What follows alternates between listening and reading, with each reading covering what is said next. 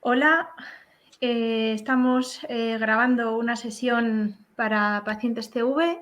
Nos hemos reunido para comentar y hablar un poquito de la enfermedad de forma distendida y para que llegue a todos y podamos comprenderla un poquito mejor. Yo soy Noelia Bardón, soy ginecóloga especialista o dedicada en el campo de la endometriosis. Me acompañan Sara Herrero y Carmen Coco, son pacientes que además son colaboradoras de la Asociación de Afectadas Estatal. Así que, bueno, saludarlas lo primero y dar las gracias por estar ahí y acompañarme en esta charla. Gracias a ti por contar con nosotros. Vamos a acompañar la charla de unas diapositivas para que sea un poquito más visual y sea más comprensible para todos. Vamos a hacer una exploración global de la endometriosis. Vamos a abordar todos los conceptos básicos que todo el mundo debería comprender o haber escuchado en algún momento. Lo primero, declarar que no tengo conflicto de intereses al respecto y que he sido invitada por la Asociación de Afectadas por Endometriosis y por la plataforma Pacientes TV, a la que doy las gracias también nuevamente. Estos son los puntos un poco que vamos a tratar. Quiero que os posicionéis para que no sea aburrida la charla y que veáis el final de la charla en algún momento. Es verdad que intentaré ir rápida y concisa para que al final tengamos tiempo para hablar y comentar, ¿de acuerdo? Bueno, lo primero, una breve introducción. Después exploraremos un poquito más qué es la endometriosis, cuáles son sus grados de afectación, a quién afecta y por qué a esas pacientes, las manifestaciones clínicas que pueden tener, cómo lo diagnosticamos, cómo lo tratamos y el impacto psicosocial que tienen las pacientes, al igual que en su calidad de vida. Y por último, unas conclusiones para llevarnos a casa y cerrar un poquito la sesión. Bueno, pues vamos a abordar esta primera parte, que es la introducción. Es importante saber que la endometriosis es una implantación y crecimiento benigno del tejido endometrial fuera del útero, que es su lugar único y exclusivo de manera natural y donde únicamente debería de estar, pues sale fuera y genera otras implantaciones, las más frecuentes en el peritoneo pélvico y en los ovarios. Voy a poner un par de imágenes un poco para visualizarlo un poquito mejor. Esto es una imagen de la pelvis femenina. Es un dibujo donde se ve la zona del pubis, la parte posterior de las nalgas, ¿no? Este es el sacro. Y aquí vemos el compartimento anterior de la pelvis donde se ve la vejiga, el compartimento medio donde está el útero y los anejos, los ovarios, las trompas, y el compartimento posterior que es la zona del recto. Bueno, pues es ese tejido que debería estar dentro solo de este órgano que se llama útero. Pues no sabemos por qué, crea estos implantes fuera del útero y genera inflamación y adherencias. Aquí en esta imagen se ve muy bien esas como adherencias, esas pegaduras, ¿no? Aquí en la parte posterior del útero, en los ovarios, en la vejiga. Voy a poner otra imagen que puede ser también de utilidad, que es de Netter. Es muy gráfica porque parte esa visión que hemos visto antes anatómica, la parte un poquito más para que veamos por dentro los órganos. Aquí vemos el útero. Este es el endometrio, que es la superficie. Yo siempre le digo a las pacientes el césped que recubre la cavidad del útero, ese que se descama con cada menstruación, o sea, que crece con cada ciclo menstrual y se descama con cada menstruación. Ese endometrio que sufre cambios cíclicos con los cambios hormonales del ciclo hormonal, pues sale fuera del útero. Hay muchas teorías al respecto. La que más comentamos es a través de la menstruación retrógrada que tenemos muchas de las pacientes. Se generan focos, se pegan esas celulitas, o sea, que viajan a través de la trompa, a veces a través de las paredes del útero y generan esos focos de células, pero que ahí pierden el control normal, ya pierden su función normal y generan focos en el ovario, en el peritoneo, que es este tejido que recubre las vísceras, en superficie de la pelvis, luego en zonas más profundas como el tabique entre la vagina y el recto, incluso afectando a órganos vecinos como es el recto o la vejiga. Fuera de su sitio, esas células tienen un comportamiento anómalo y generan inflamación, adherencias y una situación anómala, aberrante en la zona donde están. ¿De acuerdo? Y eso genera, por lo tanto, una respuesta inflamatoria del organismo y los síntomas que le acompañan, que veremos más adelante. Como os decía, es un tejido que tiene una dependencia hormonal del ciclo menstrual y que, por lo tanto, esas subidas y bajadas de hormonas que generan cambios importantes en la mujer para adaptarse al embarazo, pues también esos cambios ocurren en esas células que están por ahí fuera. Y igual que hay un sangrado mensual, también hay un sangrado dentro de esas zonas de esos quistes, pero de una manera un poco más atípica, más inflamatoria.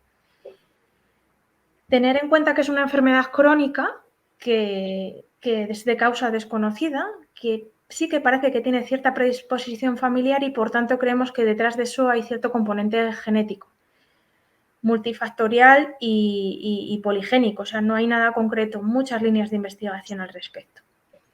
Se estima que afecta al 10% de la población femenina en edad fértil. Imaginaros, un 10%, una de cada 10 mujeres va a sufrir la enfermedad a lo largo de su vida. Las manifestaciones clínicas son muy variables, desde las pacientes que son asintomáticas a formas graves y severas que comprometen la vida de nuestras pacientes o su calidad de vida. Los tratamientos siempre son individualizados, deben ajustarse a la edad de la paciente, a los síntomas, a su deseo gestacional y al tipo de extensión de la enfermedad. No es lo mismo que esté la enfermedad en un ovario que afecte a toda la pelvis, incluso a algún órgano fuera de él, porque sí que he hablado de que donde generalmente migran esas celulitas, un poco imaginaroslas de viaje por el organismo, generalmente se quedan ahí, en la zona cercana, pero hay algunos casos que migran a zonas tan extrañas como el diafragma, la pared abdominal, el pulmón, incluso hemos visto casos en el cerebro. O sea, que eso es verdad que es leer las cosas raras, pero bueno, que también hay casos de ese tipo. Por tanto, no se puede tratar igual a todas las pacientes. Insisto, ¿qué es la endometriosis? ¿Qué grados de enfermedad vamos a tener? Bueno, pues sabemos que es una enfermedad inflamatoria, que depende de las hormonas. O sea, no significa que se alimente de las hormonas, sino que se alimenta de los cambios de hormonas. El origen es desconocido, pero tenemos claro que afecta al 10% de las mujeres y que da igual la etnia, raza o el grupo social. Esa implantación es de un tejido benigno, no es un cáncer, pero se comporta de forma anómala y, por lo tanto, genera cambios que pueden parecerse, ¿no? que es un poco aberrante sin ser una patología cancerosa.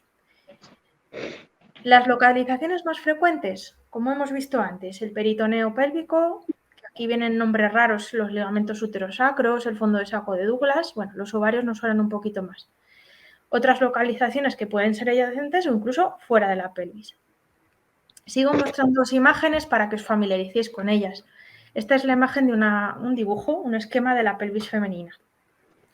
Entonces aquí vienen un poco los puntos calientes de la endometriosis, ¿no? La pared abdominal, los ligamentos que fijan el útero a la pelvis, el peritoneo de la vejiga, incluso la vejiga, la vagina, el útero. La forma en la que afecta al útero se llama adenomiosis, que es una variante que no se sabe, o sea, no es completamente igual a la endometriosis, pero va en su contexto.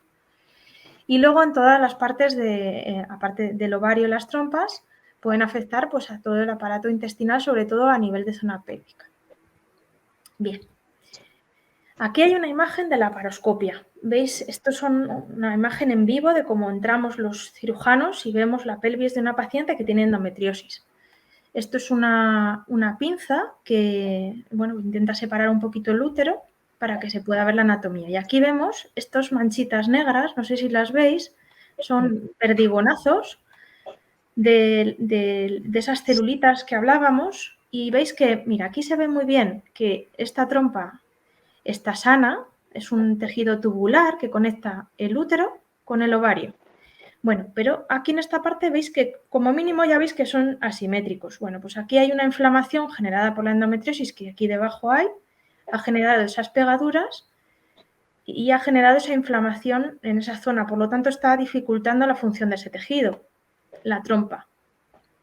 Y también del ovario, está limitando la función, está distorsionando su función. Y ahora veremos qué repercusión tiene en la mujer que tiene endometriosis. Bueno, aquí veis una estructura que llamamos ligamentos, que fijan el útero, veis que también están infiltrados, tienen esos pequeños manchitas negras.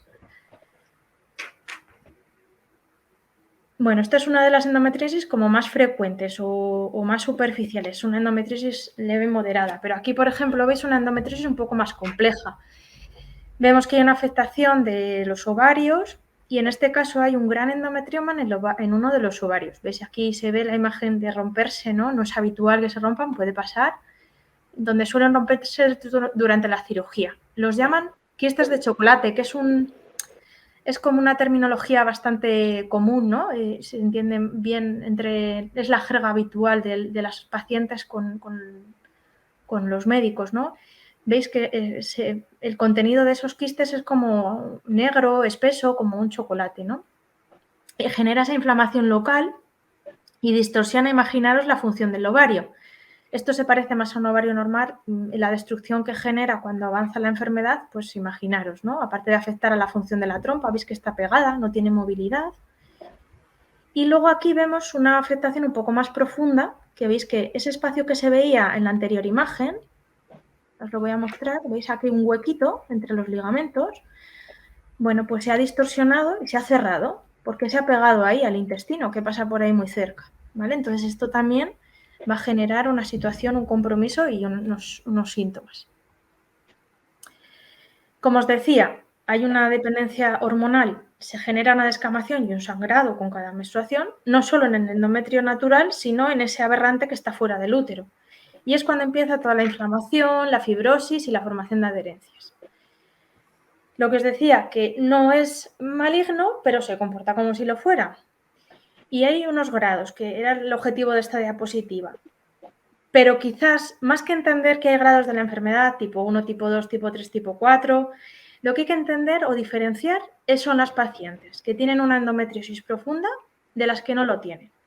Luego otros componentes como la adenomiosis, que contaba, que es la afectación de la pared del útero.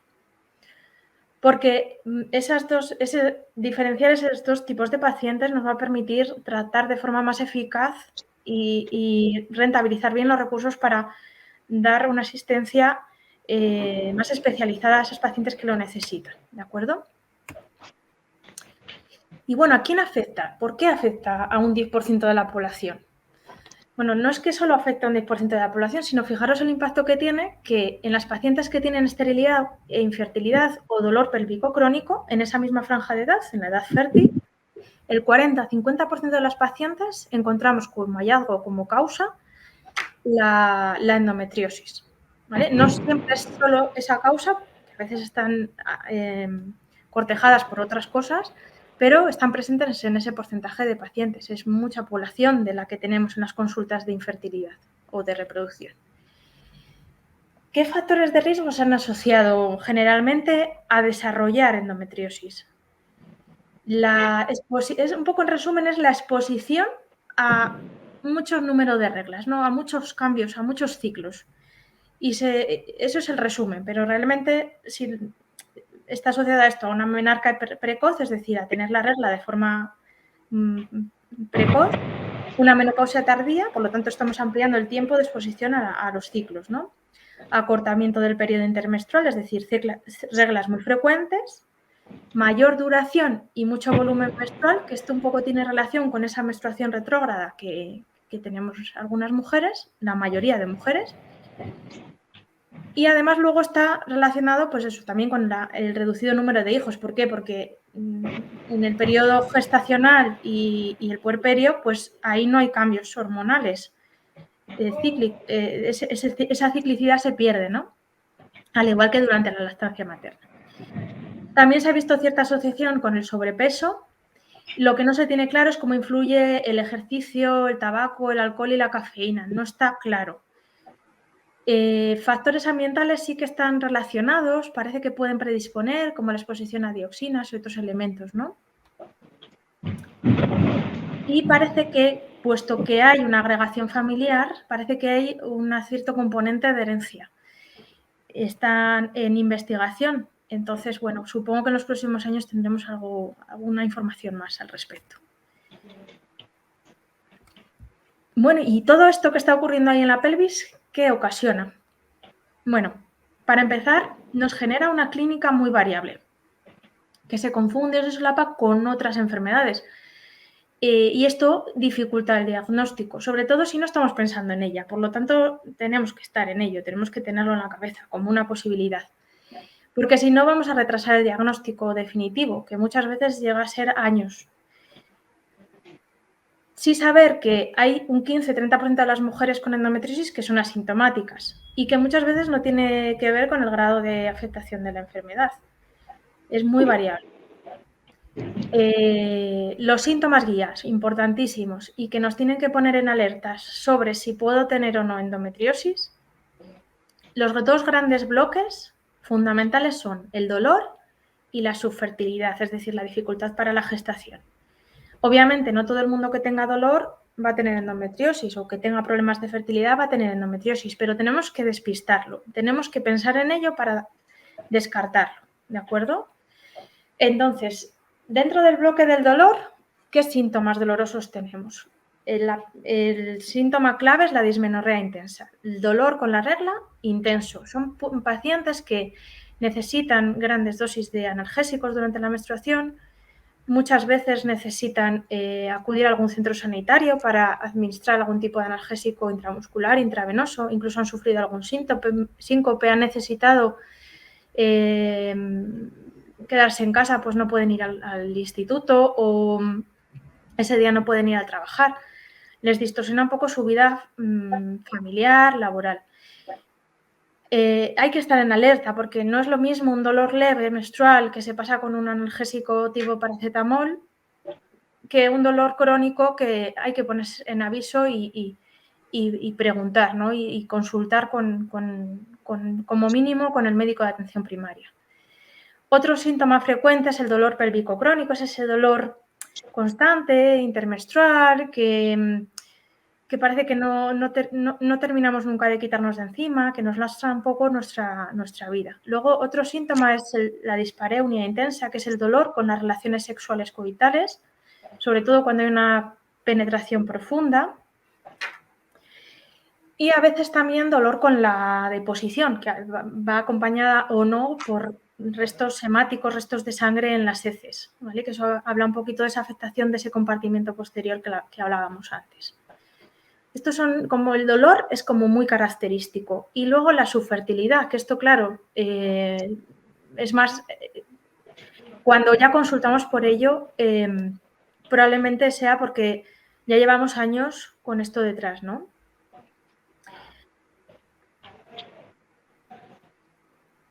¿Y cómo diagnosticamos? Porque, bueno, me pasa esto, consulto qué van a hacer, ¿no? ¿Qué herramientas tienen los profesionales para diagnosticar?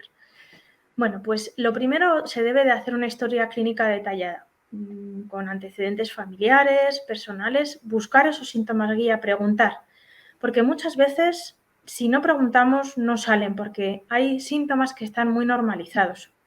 Recuerdo una paciente que, bueno, consultaba por una dificultad para la gestación y, bueno, pues en la exploración vimos una endometriosis bastante avanzada y luego ya tirando ahí un poquito de los síntomas resulta, bueno, pues que tenía un dolor cólico, además tipo renal y, bueno, al final de todo, en resumen, tenía una anulación de un riñón por la endometriosis, porque le había afectado al uréter, había normalizado tanto ese dolor que no había consultado antes. Había sido la infertilidad lo que le había llevado como síntoma a nuestras consultas.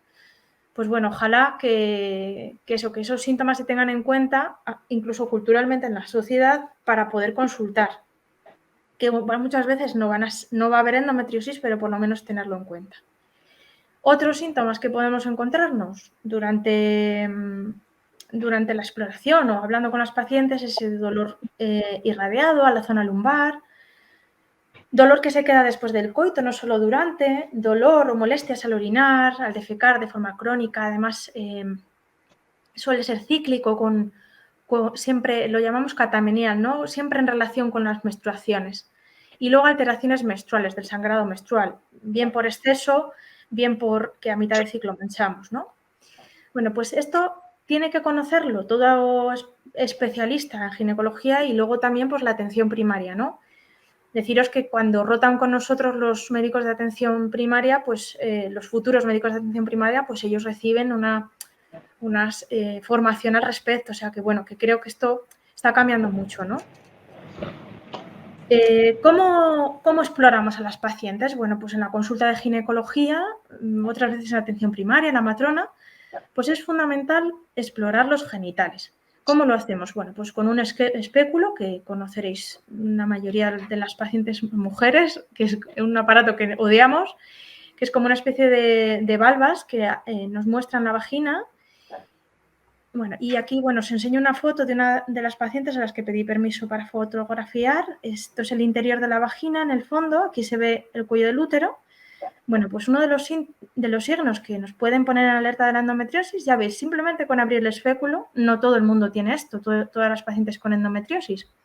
Pero veis estas pequeñas bolitas como oscuras, a mí me parecen siempre arándanos ahí en el fondo del saco, con una inflamación ahí en la zona, esto debería de ser liso. Esto es patognomónico de la endometriosis, es decir, siempre que veamos esto, sabemos que hay endometriosis, por tanto, es una exploración necesaria. Además, hacemos el tacto vaginal, que es introducir los dedos en la vagina para explorar la movilidad del útero, para tocar esos ligamentos que fijan el útero para ver si hay algún punto gatillo ahí que duela, que alguna masa o alguna infiltración, y el tabique si infiltra alguna lesión, ¿no? Algún nódulo que toquemos. Es importante esa parte. Y para mí, nuestra prueba princess es la ecografía transvaginal, que debe de ser reglada y debe de estar acompañada de una buena formación y un buen equipo ecográfico. No podemos ver todo en todas las consultas de ginecología, ¿no? Pero por lo menos ponernos en aviso y tener la opción de hacer una ecografía un poco más avanzada o de alta resolución en consultas más específicas, ¿no? Con esto, ¿qué exploramos? Pues lo que os contaba antes en las imágenes. Exploramos el compartimento anterior, compartimento medio, el útero, y el compartimento posterior, el recto, ¿no? Y entonces obtenemos imágenes de este tipo, incluso nosotros en nuestra consulta disponemos de imagen 3D. Esta es una imagen de una de nuestras pacientes. Y bueno, pues por ejemplo en este caso, pues vimos que la cavidad estaba un poquito comprometida en cuanto a su volumen y había adenomiosis debajo del endometrio, que esto puede dificultar o puede ser una causa de infertilidad. Bueno, pues es una ecografía de alta resolución que nos permite ir más allá, pero la ecografía ginecológica general ya puede ponernos en alerta. Otras pruebas complementarias pueden ser la resonancia magnética, la histeroscopia, que es una prueba para mirar la cavidad del útero, la laparoscopia, que antes era la forma de diagnosticar, es una cirugía, pero hoy día ya se relega a pacientes que tienen una indicación quirúrgica, es decir, a las que tenemos que operar. Y luego, bueno, analíticas con marcadores tumorales que sobre todo son útiles pues, para descartar cuando tenemos dudas si es endometriosis o es otra cosa. Bueno, aquí me quedaba una imagen, yo creo que ha quedado colgada. Bueno, pues cómo exploramos la parte, este es el cuello del útero, esto que se ve más negro es la cavidad de la vagina, que a veces llenamos de gel, para ver cómo está de afectado el tabique entre la vagina y el recto. Bueno, todo esto lo podemos ver a través de la ecografía. Una vez que tenemos diagnosticada la enfermedad, como os decía, tenemos que individualizar los tratamientos. Sabemos que no hay un tratamiento definitivo. Hoy, por desgracia, no lo tenemos. Entonces, tenemos que abordar la enfermedad avanzando en los escalones de tratamiento. Unas veces nos tenemos que saltar alguno, pero lo normal es que empecemos por el tratamiento más conservador. Siempre van a necesitar una pauta analgésica adecuada, tenemos que ver un poco cómo aliviar esos síntomas. de dolor, sobre todo, aplicando los escalones analgésicos, incluso a veces necesitando derivados mórficos, porque a veces es un dolor muy invalidante. En la mayoría de los casos necesitamos tratamiento hormonal. En todas sus formas podemos usar desde lo más sencillo, que es la minipíldora que llamamos, que son los gestágenos, los anticonceptivos combinados orales, que llevan el gestágeno y los estrógenos, o bien eso vía oral, o bien en dispositivos como el anillo vaginal, el implante subcutáneo, el DIU. También existen parches. Bueno, podemos optar dependiendo, por ejemplo, tenemos una paciente que es alérgica a un excipiente de los orales, pues tenemos la opción de poner un parche, por ejemplo, ¿no? Bueno, pues hay que individualizar a las pacientes. Luego están los tratamientos no médicos, que aquí van englobados pues el tratamiento de psicoterapia, que a veces hay que tratar porque hay síntomas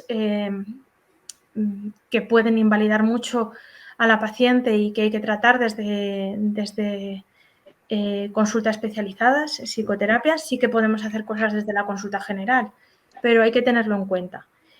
Luego está la fisioterapia, la acupuntura, incluso consultas de sexología por algún problema consecuente en relación a la salud sexual.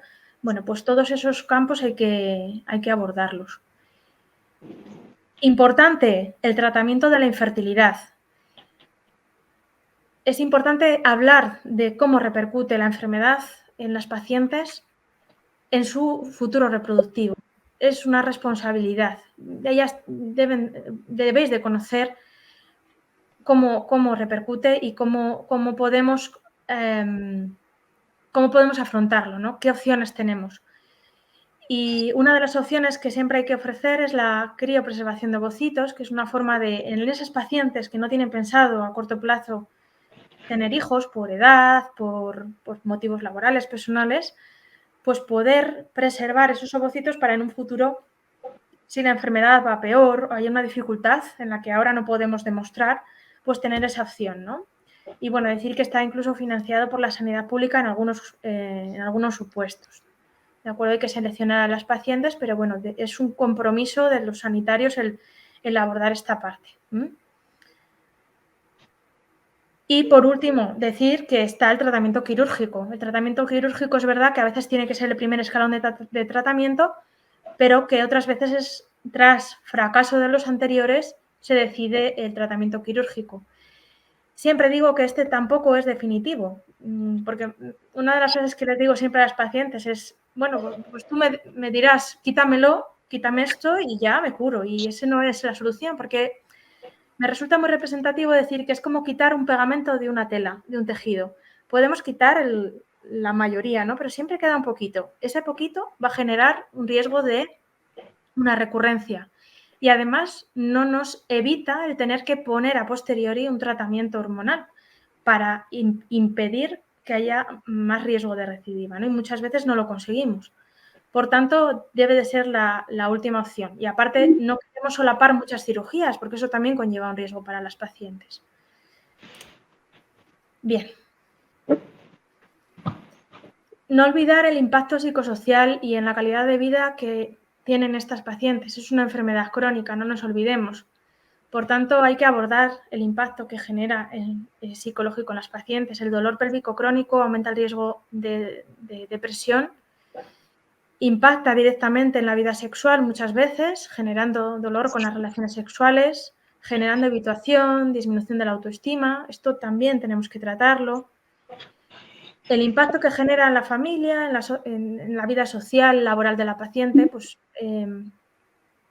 la percepción de la salud y del bienestar pues se ve alterado y es difícil transmitir al entorno cuando no se conoce qué nos está pasando, ¿no? Entonces, bueno, esto hay que abordarlo con los pacientes y la familia muchas veces. Es necesario siempre investigar en estas áreas, en la consulta, los profesionales, para establecer unas técnicas, ¿no?, de afrontamiento y adaptación de las pacientes para que puedan vivir con mayor calidad de vida, ¿no? Y sabiendo que tiene cronicidad su enfermedad, que vamos a tratar, que vamos a mejorar, pero que hay síntomas que no vamos a poder eliminar y eso hay que aprender a convivir con ello. Quizás una de las formas de que las pacientes que sufren endometriosis se empoderen, es una palabra que se usa mucho ahora, ¿no?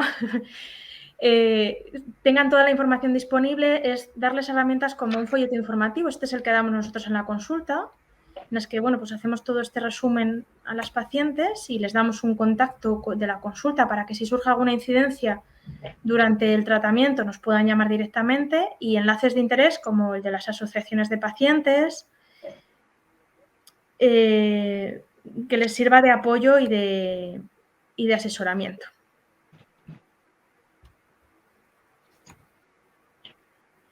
Por último, así cosas a llevarnos a casa que debemos de recordar si queremos tener cultura sobre la endometriosis. Es importante formarnos, informar y poner en el centro a la paciente ante la toma de decisiones, puesto que esto hay que tratarlo de manera individual. No es lo mismo una paciente con endometriosis que es asintomática que una paciente que tiene una endometriosis profunda, que además igual ya está operada, es diferente. Por lo tanto, es la paciente la que tiene que tomar la decisión junto con el asesoramiento adecuado. En los casos complejos va a ser necesaria una atención multidisciplinar y muchas veces unidades de referencia. Por ejemplo, en el caso del centro donde yo trabajo, pues mandamos a las pacientes a Madrid, a un centro hospitalario público de Madrid. Las manifestaciones clínicas, saber que son de amplio espectro, que pueden ser muy variables y que nos pueden confundir. El tejido endometriósico tiene una dependencia hormonal, lo que os decía, depende de esa ciclicidad, no tanto de las hormonas, sino de su ciclicidad. O sea que debemos de mantener a raya las hormonas. ¿Y cómo se hace? Poniendo hormonas, manteniéndolas estables, impidiendo los picos, las fluctuaciones. Es importante clasificar la enfermedad y, sobre todo, la más práctica es diferenciar qué pacientes tienen endometriosis profunda, es decir, la que afecta en profundidad a los órganos que están alrededor de esos focos, es decir, que penetran en los tejidos, no se quedan en la zona superficial de ellos. La endometriosis profunda, por lo tanto, suele producir más dolor y aunque es menos frecuente, es más grave. Siempre tener en la cabeza esos síntomas guía, que es el dolor y la infertilidad, y no dejar de lado ese aspecto psicosocial de la enfermedad y de cómo impacta su calidad de vida y, por lo tanto, tratarlas en la enfermedad mental que puede generar.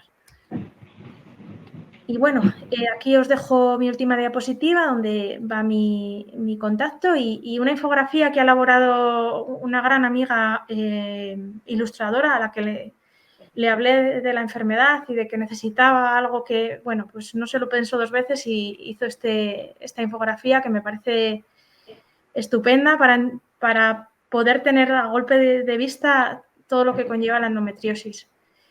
Así que, bueno, aquí os lo dejo un poco como regalo y bueno, espero que os haya gustado la charla. Y ahora, sin más, pues ya podemos hablar con Sara y con Carmen, que son quizás la voz de las pacientes con endometriosis y bueno, pues si hay alguna pregunta, podemos quitar las diapositivas. Sí, no están ya, no se ven.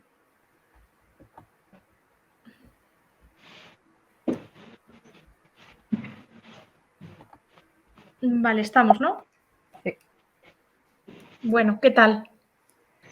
Yo, en primer lugar, quiero darte las gracias de cómo has explicado, porque creo que lo has resumido de una forma muy comprensible para todo el mundo a la hora de explicar la enfermedad.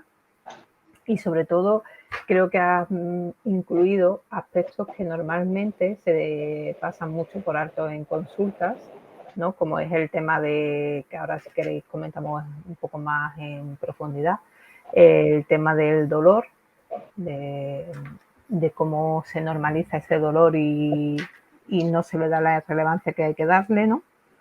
Y un tema porque has dicho algo que es fundamental, que a día de hoy sigue sin tenerse en cuenta, que es el tema de que al ser una enfermedad crónica, todo lo que implica como tal.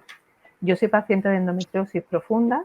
A mí me operaron la primera vez con 23 años aproximadamente, tengo 24, y yo he tenido que llegar al final de todo, que ha sido una cirugía completa, ¿de acuerdo?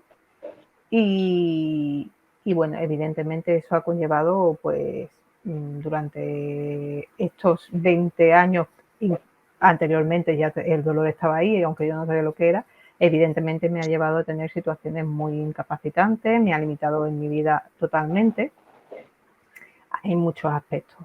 Pero hay algo fundamental que coincidió, el tema de que yo soy psicóloga, ¿vale? Y yo empecé a colaborar con ADAE, aparte de como paciente, como psicóloga, por el hecho de cómo yo había vivido el proceso del diagnóstico, de estar perdida, de que nadie sabía realmente. A mí me operaron, por ejemplo, 2 veces de hemorroides sin tener que ser hemorroides y no me diagnosticaban lo que había, cuando se sabía que tenía endometriosis, es decir. Pero algo fundamental que has dicho, que yo lo trabajo, que colaboro y he escrito artículos en ADAE y demás, y que incluso lo veo con las pacientes que yo veo en consulta, que es el tema de la incapacitación que conlleva la enfermedad crónica como tal, ¿no? El tema psicológico, que es algo que al final, por desgracia, coincidimos muchísimas pacientes en que en momentos puntuales, si no ha sido en un momento o en otro, al final tenemos la sensación de que o no estamos inventando los síntomas, o somos muy exageradas, o somos histéricas. A mí me han llegado a decir, tómate una Orfidea y te relajas y ya verás cómo se te pasa todo, ¿no? Entonces, tanto a lo largo de la enfermedad como en los procesos de tratamientos hormonales, que sabemos lo que todo eso implica, ¿no? Un tratamiento hormonal, cómo influye a nivel general y evidentemente a nivel de estado de ánimo también. Y el hecho de el no poder elegir, por ejemplo, cuando querer ser madre o no, tenerte que estar sometiendo a tratamientos, las incertidumbres, todo lo que conlleva. Y ese aspecto psicológico que siempre se ha dejado ahí y que normalmente no se trabaja, pues la verdad es que lo hayas incluido en todo esto abre una puerta al hecho de, por lo menos como yo lo he percibido, al hecho de decir, de normalizar el hecho de que al ser una enfermedad crónica como otras tantas, condiciona la vida en muchos aspectos, no solo el físico, ¿no? Entonces, y eso yo creo que todavía queda mucho camino por recorrer a la hora tanto del trato de los profesionales como de la concienciación por parte de los profesionales a la hora del diagnóstico y del tratamiento, como has dicho, multidisciplinar, ya no solo físico, sino metiendo también ese componente psicológico. No sé si Carmen está de acuerdo o no con lo que... Hombre, a mí me habéis dejado las dos ya sin palabras, ya. Muy de acuerdo con las dos, claro. La verdad es que me he encontrado esa frase de me han tratado de loca, de histérica. Esa palabra me suena mucho porque lo contáis muchas veces y entristece porque al final venís muy bregadas, ¿no? Venís muy machacadas de todo el trato anterior y parece que bueno, que eso genera mucha carga, más de la que ya os corresponde, ¿no? Al ser una enfermedad crónica, que se ningunee, eso quizás genera mucho dolor. Y bueno, quizás yo creo que en eso hemos avanzado bastante. De cuando yo empecé, reconozco que ha cambiado mucho. De hecho, mi motivación principal fue el ver que no se trataban bien a estas pacientes, no se trataba de forma específica y dije, no, esto me tengo que tomar las riendas, tengo que formarme y tengo que hacer algo, ¿no? Y al final, como en casi todos los hospitales, en casi todos los centros ya hay gente que está muy motivado con esto, pues hay gente que se dedica específicamente al tratamiento de la endometriosis. Además, cada vez se os oye más a las asociaciones. Sí que nos llegan tirones de orejas de, oye, habéis recogido datos, bueno, que desde la administración yo creo que sí que se está escuchando vuestra protesta y vuestras reclamaciones, ¿no? Y yo antes no llegaba todo eso a nuestros oídos, ¿no? Entonces, bueno, yo creo que es importante que por lo menos el sufrimiento de atrás que sirva para claro. nuevas generaciones, para que todo esto mejore. Ya os digo que además, por ejemplo, no hay una unidad de referencia como tal. Nosotros nos las cogen en Madrid, las pacientes, sin ser unidad de referencia. O sea, que hay una disposición en general muy buena dentro de la gente que llevamos la endometriosis. En Andalucía, afortunadamente, sí la tenemos. Yo Sí, soy... sí, yo, tenéis una guía, además, en Andalucía. tienen Específica. su guía. Yo, por ejemplo, soy de Extremadura y en Extremadura no hay unidad. A mí me derivaban a Madrid. Pero claro, a mí en Madrid me ven una vez cada 6 meses. Yo tengo un síntoma nuevo, yo no tengo dónde llamar. Claro, es que Yo me tengo que esperar esos 6 meses porque yo voy a mi médico de cabecera y no no sabe qué hacer. resuelve, claro. Yo me voy a urgencias, me ven los ginecólogos de aquí de Mérida, que soy de Mérida, y tampoco saben decirme. Lo único, pues, te puedo ingresar para controlarte el dolor, pero a mí no me ayuda. El tratamiento Eh, específico se pierde ahí. claro, Claro. no hay... Y fundamental el hecho también de no normalizar el dolor, que es otra de las para un diagnóstico también más no tan tardío, ¿no? Porque muchos profesionales no, la regla tiene que doler, bueno, tiene que doler, vamos a hacer un poco, es decir, vamos a ver hasta qué nivel le está afectando el dolor a esa persona, ¿no? Porque no es cuestión de que tómate un ibuprofeno, tómate si todos los meses, es decir, se repite el mismo patrón, pasará algo, ¿no? Porque, es decir, cuando un dolor te está condicionando tu vida y no te deja hacer una vida con normalidad, yo creo que normal no es, ¿no? Y eso se ha normalizado durante muchísimo tiempo. Sí. Claro, por eso yo creo que es importante lo que ha dicho Noelia, de que en atención primaria cada vez se están formando más los médicos, porque es muy importante que de atención primaria, porque yo recuerdo con mi doctora de cabecera que ya, claro, ya es una familiaridad con ella, ya, claro, es como si fuera de la familia, porque me decía, es que no duermo pensando qué es lo que te puede pasar para que vomites, pierdas el conocimiento, no puedas dormir. Claro, porque ni ella misma sabía realmente lo que pasaba, porque a mí me mandaban ginecólogo y a mí no me veían nada. Entonces, si la atención primaria ya tiene una base para poder sospechar que es esta patología, pues también hace mucho. Que esa guía que tenemos de pacientes de endometriosis esté a la mano de todo el mundo y mínimo leerla una vez para que les suene, mínimo que les suene. Solemos hacer difusión con cierta regularidad, pues desde los colegios de médicos, o bueno, pero claro, siempre tiene que haber alguien que empuje, ¿no? Y cuesta.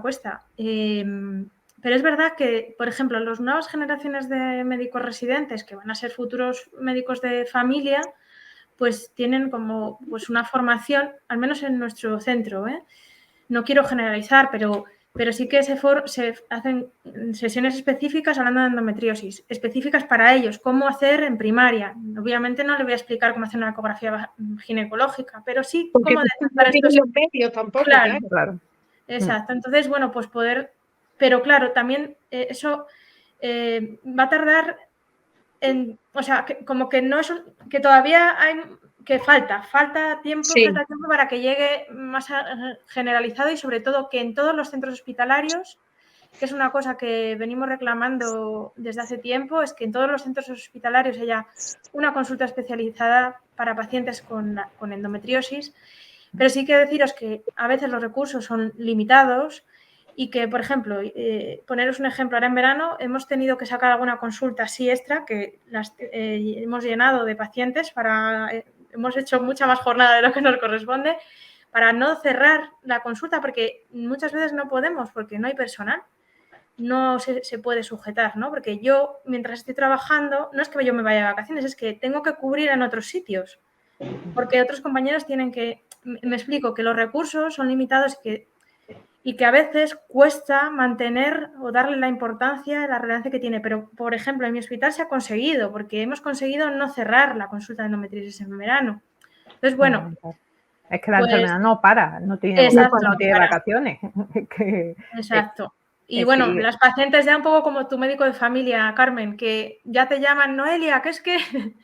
y muchas veces pues no estás en la consulta y llaman a la secretaría y me dejan el recao y bueno, pues es verdad que hay que considerar como lo que es una enfermedad crónica y trataros, o sea, daros esa disponibilidad, ¿no? De acceder a nosotros de manera fácil. Eso es esencial. Sí, el hecho de que dentro de esa, es decir, dentro de lo que es el equipo, evidentemente al final se vayan formando, sea un equipo como tal para la patología de la que hablamos, porque sabemos que no es solamente el ginecólogo el que tiene que intervenir en este tipo de, cuando hablamos de intervenciones y demás, pues, bueno, en mi caso eran 4 profesionales los que estaban en la operación, ¿no? El digestivo, el urólogo, es decir, y el equipo como tal que también tenga esa formación. Entonces es muy complicado, ¿no? Es Porque al final, complicado. pero realmente es que es necesario. Pero es necesario y se puede, ¿eh? Porque Claro. en un hospital pequeñito como es el nuestro, el Hospital de Ávila, tenemos un comité de endometriosis en los que llevamos los casos complejos y comentamos entre los cirujanos, urólogos, radiólogos. Si necesitamos alguna colaboración más, pues la pedimos, ¿no? Porque cada caso es diferente. Y se comentan y no pasa nada por decir, pues mira, aquí no llegamos, tenemos que derivarla. Y bueno, pues es una forma también de formarnos, de ir exponiendo los casos y bueno, pues sacar la rentabilidad de esas sesiones, ¿no? O sea, que se puede desde centros hospitalarios muy pequeñitos.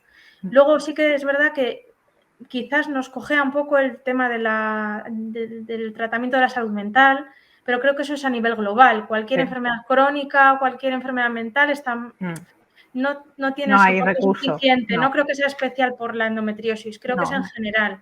A nivel de seguridad social no hay recursos, pero ya no es tanto el soporte psicológico, que sería fundamental, evidentemente, porque no todo el mundo tiene económicamente dispone para pagar, está claro, y en todas las patologías, ¿no? No hablemos solo de esta, pero ahí entraríamos en otro debate, ¿no?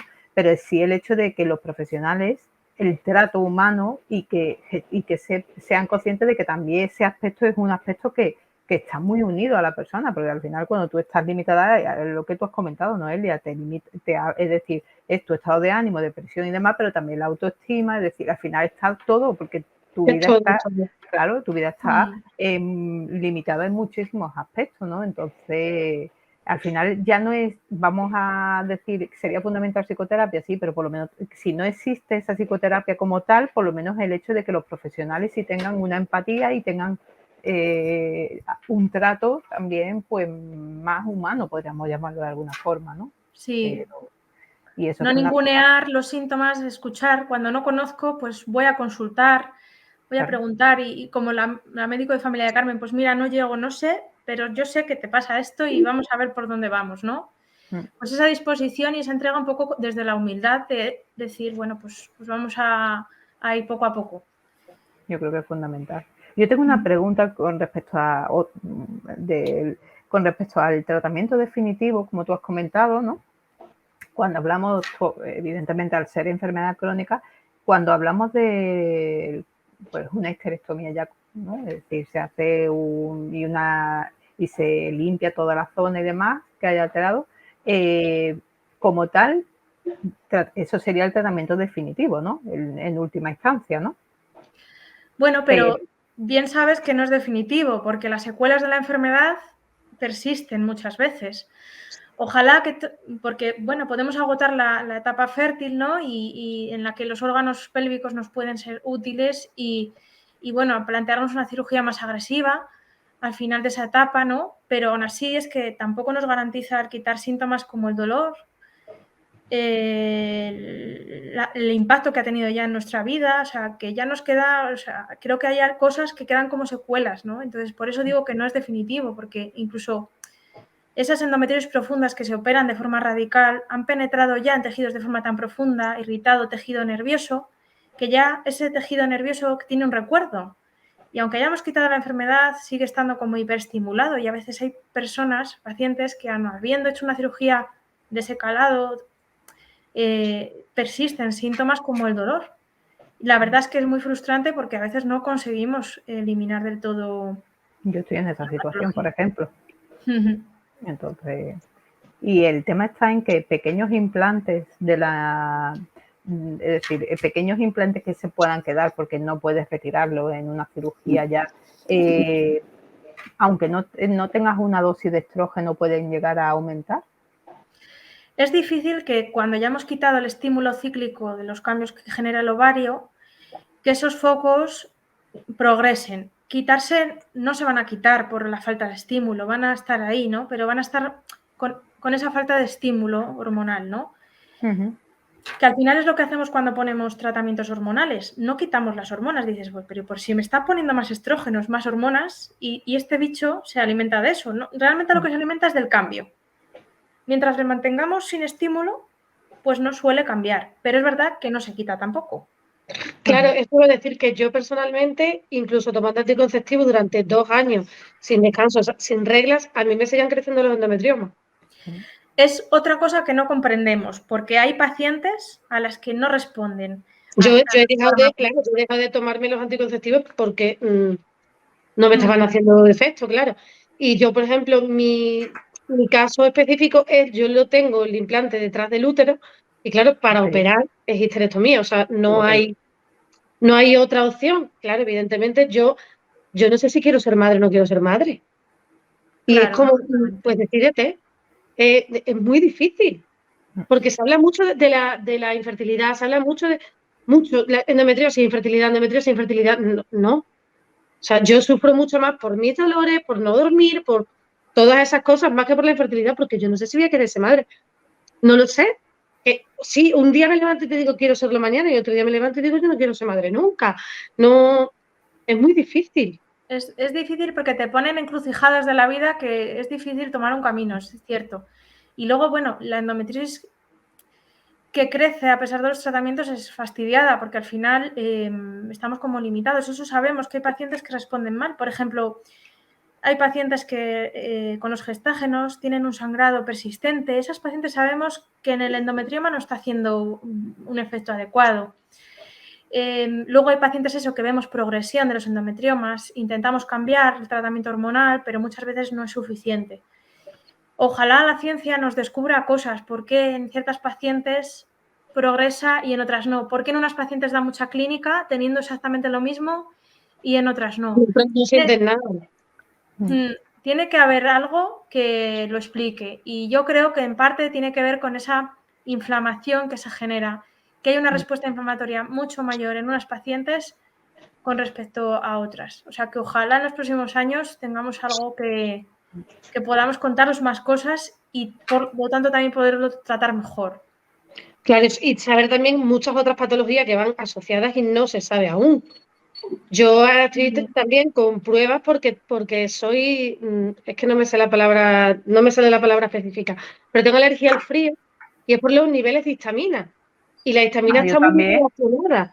Yo también tengo el problema de la histamina. Claro, nadie me dice tiene urticaria, frígore relacionado con la endometriosis por la histamina, cuando realmente lo más probable es que sea así. Pero claro, son muchas cosas que no está todavía, que hay mucho que avanzar, hay mucho donde estudiar y hay mucho... Sí, vemos que hay pues, más pacientes con problemas inmunológicos, vitíligos, intolerancias a ciertos alimentos, o sea que como que se agrupan ahí, no todas, pero hay cierta agrupación que nos pone en alerta, ¿no? Y ya os digo que hay muchas líneas de investigación al respecto. Es que hay muchas, claro. Que algún día igual tenemos algún tratamiento, pues para algunas pacientes que lo necesiten, pues inmunológico. Pues bueno, es verdad que para mí ahora es ciencia ficción, pero yo creo que como está avanzando tanto la ciencia, pues lo vamos a tener más pronto que tarde. Igual que, perdona, el tema de la adenomiosis y la endometriosis, es decir, cada vez son más los casos que están relacionados, ¿no? ¿O no? Sí, se sabe que las pacientes que tienen endometriosis, que es esa endometriosis fuera del útero, tienen más riesgo de tener adenomiosis, que es la endometriosis en la pared del útero, y de miomas también, está muy asociado. Las pacientes que tienen endometriosis tienen más riesgo de tener adenomiosis y miomas, siendo una enfermedad, la adenomiosis y los miomas, que ocurre con el envejecimiento del útero. O sea, que es la forma de envejecer el útero de forma natural. Pero en los pacientes con endometriosis aparece mucho antes, o sea, aparece como de forma prematura. Y eso es verdad que también nos dificulta porque añade un factor más a tener en cuenta y que sobre todo nos limita en el tema reproductivo, porque no es solo a nivel de tu reserva ovárica, sino a cómo va a implantar el embrión en la cavidad del útero, ¿no? Claro. ¿Qué dificultades vas a tener en ese aspecto? Entonces, que son bastante complejas. Claro, le añade complejidad. Por eso la endometriosis, mira, en nuestro hospital la llevamos en una consulta que lleva también la reproducción. Entonces nos pareció que, puesto que no podíamos separarlo, no podíamos tener tantas consultas abiertas, que juntas la esterilidad, la reproducción, perdón, las enfermedades reproductivas y la endometriosis era una buena combinación. Entonces, bueno, así podemos dar un asesoramiento más global, ¿no? Entonces, bueno, pues sí que es verdad que hay ciertas patologías que se ven dentro de las enfermedades ginecológicas que en la paciente con endometriosis sufre con mayor impacto. Lo tenemos todo. ¿Cómo? Que lo tenemos todo. Sí. La verdad es que a veces sí nos quedamos mirándonos las pacientes y yo y decimos, ¿qué más añadimos a todo esto? Bueno, es que a mí cuando me preguntan el listado y qué tienen, ¿no? Y tú dices, madre mía, es más fácil que te diga lo que no, ¿no? Porque o cuando te dice, ¿te has operado alguna vez? Claro, o te has operado alguna vez, tú dices, espérate, ¿por dónde empiezo, no? ¿Cuál te cuento primero? ¿Cuál de todas te cuento primero? ¿A cuál te refieres? ¿A la última? Entonces, es como, ¿y qué te duele? Es más fácil que te diga lo que no me duele que lo que me duele, ¿no? Pero al final, bueno, también evidentemente es como todo. Hay enfermedades que están relacionadas a nivel inmunológico y demás, y igual que también hay otros dolores asociados que no tienen por qué ser, por ejemplo, una fibromialgia, pero que sí está asociado a la propia inactividad a la que te lleva la enfermedad, porque al no sentirte bien, al tener dolor, no, como a mí me dicen, hoy que me han hecho, por ejemplo, una prueba bastante dolorosa para un diagnóstico de la cadera y demás, y me dice, lo que tienes que estar 2 días sin hacer deporte. Y digo, no, si es que yo no recuerdo la última vez que pude hacer deporte. Como, haz tu vida normal, pero no hagas deporte durante 2 días. Digo, no, entonces hace mi vida normal, porque moverme puedo mover poco. Y claro, al final eso te pasa factura, porque a nivel muscular, la masa muscular que tenemos y demás, todo. Entonces como un círculo en el que entramos, que bueno, pues fisios, y al final es un coste económico y un coste emocional y un coste a todos los niveles, que bueno, pues que realmente solo lo saben las personas que realmente, por desgracia, las que lo vivimos, porque nadie se lo puede imaginar. Todo el mundo juzga el que no baja, eso es la otra parte, la social. Es que ven a tal sitio y cuando le has dicho 5 veces que no, es que eres una sosa, no, una sosa no. Me gustaría verte a ti en mi situación, a ver si tú podrías ser capaz de ir con los dolores y con todo lo que llevo en lo alto, ¿no? Entonces, eso tampoco se entiende por parte de la sociedad, ¿no? Te juzga la propia familia, los amigos, y al final también te hace la propia enfermedad, también hace que te vayas aislando, ¿no? Y eso cambias tampoco... hábitos, sí, te centras... Claro, tienes que cambiar por completo tu vida, tiene que tirar para adelante con esa enfermedad crónica. Entonces, al final, gastas mucho tiempo de tu vida en sanar o en sobrellevar, ¿no?, todos esos síntomas. Y bueno, pues muchas veces pues requieren recursos, tiempo que te quitan pues de eso, de tu vida familiar, personal y bueno, pues que es difícil de comprender desde fuera, pero que al final yo creo que es como todo, ¿no? ¿Por qué comprendemos muy bien o toleramos muy bien a un diabético? Y no, pues es difundir bien hacer conocedora a la sociedad de la enfermedad, y creo que en eso la Asociación Española de Afectadas por Endometriosis, pues una plataformas como Pacientes TV, que nos ha invitado a estar hoy aquí, pues esta labor es esencial. Es fundamental, es la forma de concienciar, es la verdad. Porque al final es transmitir, exactamente, visibilizar la enfermedad y ponerle voz, ¿no? Y profesionales como tú, como que bueno, que estudian y que se involucran y que investigan y que bueno, que explican realmente que todo esto es fundamental, porque las asociaciones estamos achuchando, pero al final los profesionales tenéis una labor fundamental en todo esto. Y bueno, yo por mi parte lo único que puedo darte es las gracias a la plataforma también, ¿no?, por invitarnos y dar voz, pero a ti darte las gracias por el trabajo que estás haciendo, ¿no?, tratando la endometriosis e intentando, bueno, pues darle difusión a toda esta enfermedad y que sea más comprendida y por parte de los profesionales y de la sociedad, está claro. Gracias. Me sumo a las palabras de mi compañera Sara. Gracias, chicas, por acompañarme, que me he sentido mucho mejor así que estar aquí yo sola. Que mi medio es estar a vuestro lado, así que bueno, pues muchísimas gracias y bueno, creo que hasta aquí esta sesión de hoy. Un saludo. Un saludo. Gracias. Un saludo. Hasta ahora.